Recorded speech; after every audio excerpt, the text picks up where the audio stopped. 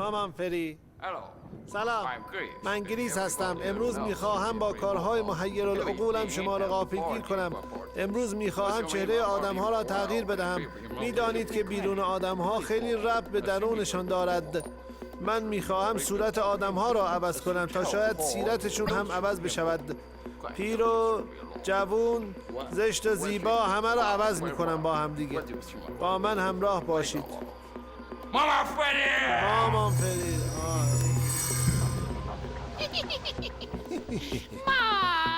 مادر، گریس از بچگی عادت به عوض کردن داشت. توی نوزادی هم وقتی خرابکاری میکرد خودشو عوض میکرد. یادمه یه بار انقدر گیر داد تا ما بالاخره مجبور شدیم خونمون رو عوض کنیم. خونه ما رو نمیدونم چجوری با یه خونه دیگه عوض کرد. اگه گیرهای گریس نبود هنوز ما داشتیم توی اون خونه کلنگی زندگی میکردیم.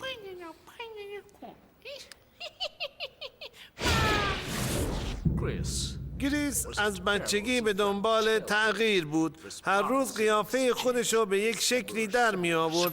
خیلی موقعها هم منو شبیه خودش میکرد تا من برم به جای اون مدرسه و جاش امتحان بدم، چون مغزش واقعا عین باقالی بود. من مطمئن هستم که گریز یک روزی همه چیز رو عوض میکنه.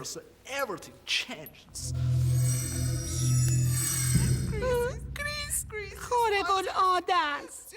وقتی اومد خواستگاری پدرم مخالف ازدواج بود. اون تونست با تردستی پدرم رو عوض کنه. پدرم رو شبیه به جغد کرد. الانم پدرم فقط هرچی بهش میگم فقط بهمون نگاه میکنه. تو خواستگاری هرچی گریس میگفت اون فقط توجه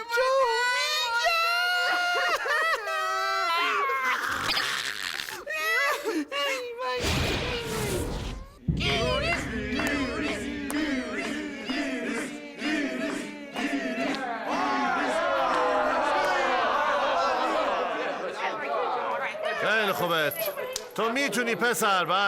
بله رسیدیم به لحظه ای که به شما قولش رو داده بودم. این بهترین لحظه ای که من میخوام اینجا برای شما نمایش اجرا کنم و شما خواهید دید که قدرت من تا چه حده. خب همکاران من وارد شن.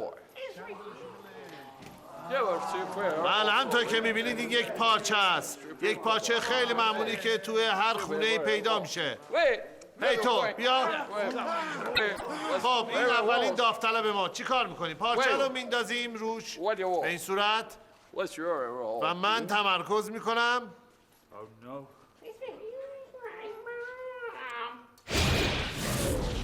خب میدونست، یادتونه که این قیافه قبلی چه جوری بود. الان ببینید من چی کار میکنم با شمارش من. 1 2 3.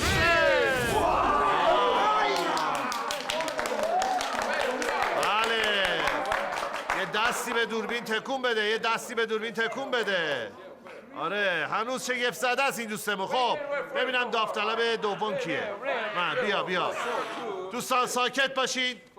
من باید تمرکز کنم. آها این پارچه رو، این یک پارچه کاملا معمولیه. هیچ سری توی پارچه نیست. سر در درون نیروی من. بله الان میشمارم. 1 2 3. بسیار خوب.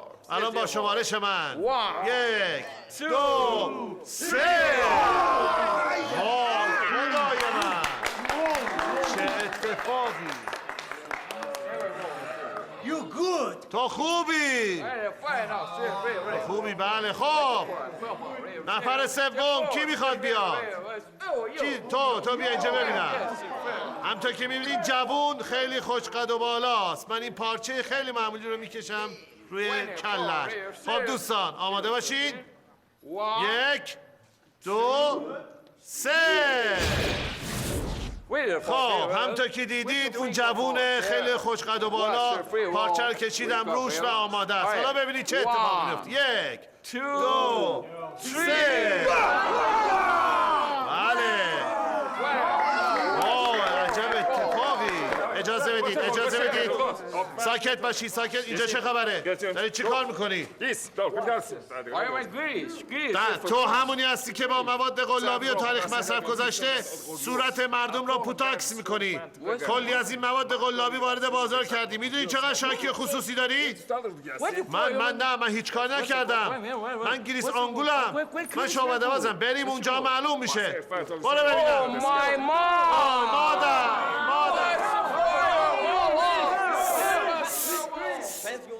بله دوستان، همطور که دیدید باند بزرگ تولید کننده پوتاکس‌های تقلبی و تاریخ گذشته متلاشی و رئیس باندانها دستگیر شد تا دیگر کسی هوس نکند با چهره مردم بازی کند. خبرنگار بخش خبری پوتاکس خسروی های خارج.